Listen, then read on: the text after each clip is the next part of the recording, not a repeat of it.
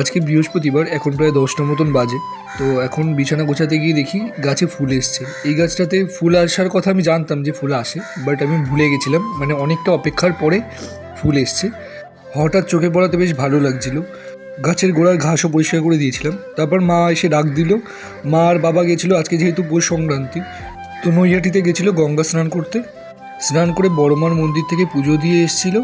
যেহেতু ভোরবেলা গেছিলো, তো ওই কারণে কানে এসটা বেঁধে নিয়েছে। আর এখন প্রায় 10টা মতন বাজে, এখনই চলে এসছে। তারপর ঝোলা গুড় নিয়ে এসছে। রাস্তায় দেখছিল গুড় বানাচ্ছে, তো ওখান থেকে দাঁড়িয়ে খাঁটি গুড় নিয়ে এসছে। যাই হোক, এরা দুটো আমাদের নতুন অতিথি, মানে অতিথি বলতে খেতে দেওয়া হয়। তারপরে দোকানে চলে গেছিলাম।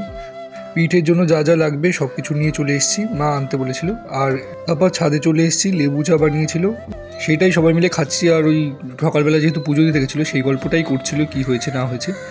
তাহলে আজকের মতন টাটা, দেখা হচ্ছে নেক্সট ব্লগে।